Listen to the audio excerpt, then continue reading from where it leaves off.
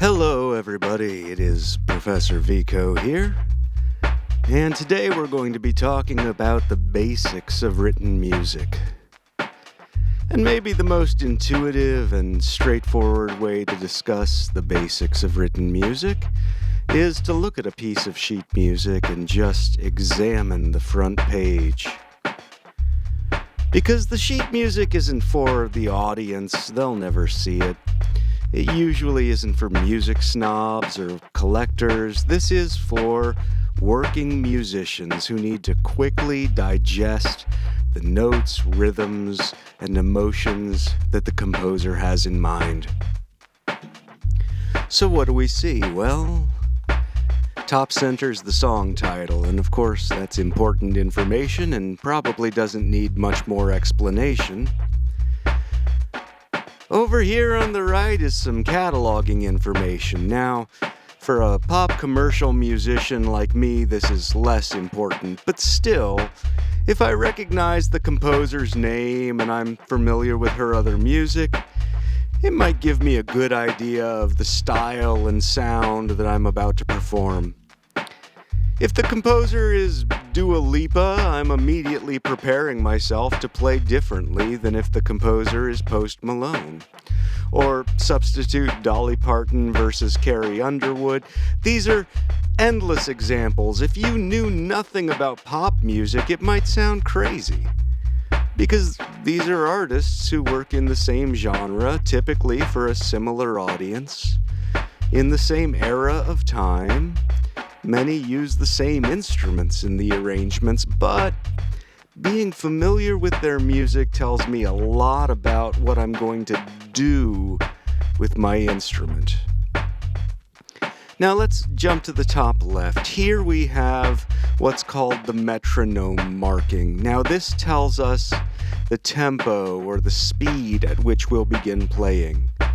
So this song is played at 112 beats per minute. That means that in 1 minute of time, the song will have 112 of those foot-tapping pulses.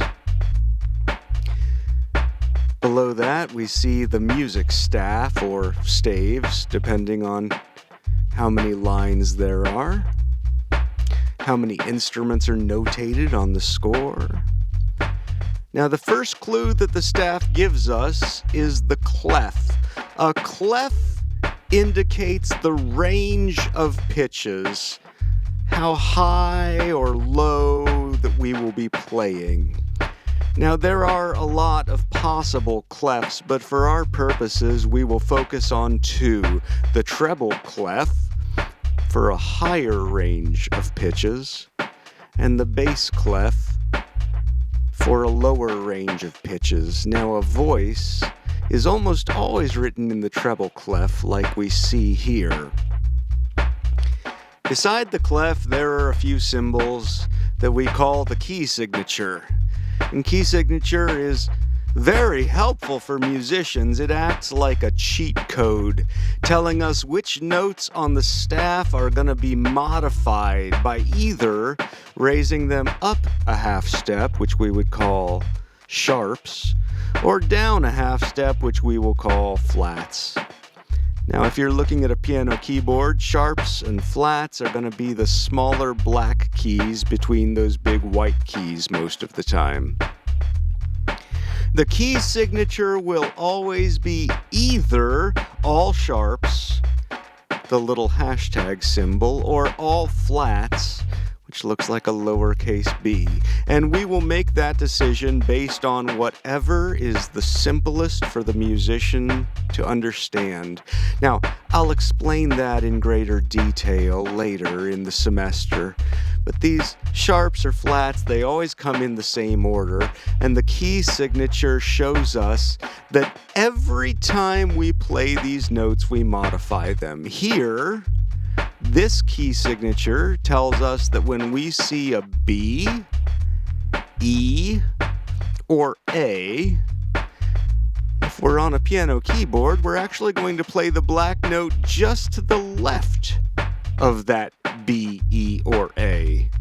Now, if that sounded confusing, don't worry. We will come back to this a lot and give more explanation to the details. And for our purposes today, it's not vital you fully understand. Beside the key signature, there are two numbers written as a fraction. We call this the time signature, or the meter. You'll hear me use those two terms interchangeably throughout the semester. Time signature and meter will mean the same thing to us. The meter tells us how many beats, how many of those foot-tapping pulses are in each measure, and sometimes you'll hear me refer to measure as bar. Those two things will mean the same thing to us.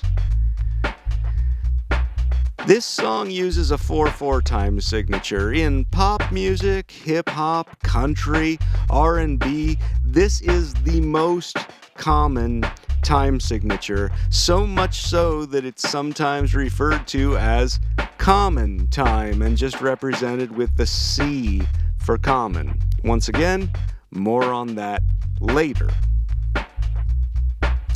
The last thing that we'll discuss here are these tiny letters above the staff. You may or may not see these depending on which instrument the score has been written for. These little letters are chord symbols, and they're shorthand code that tells us the chord that will play behind the notes written on the staff. So this particular piece of sheet music is what we call a lead sheet. It notates the melody and the lyrics, but the chord symbols are included so a guitar or a keyboard can play along without really knowing detailed information about exactly which notes and when. So that covers the basic layout and terminology for a piece of sheet music. I want you to be familiar with these terms and concepts, even if you're not sure yet how you would figure them out on your own. But for now, it's time to bounce. This has been Professor Vico leading you through the basics of a piece of sheet music.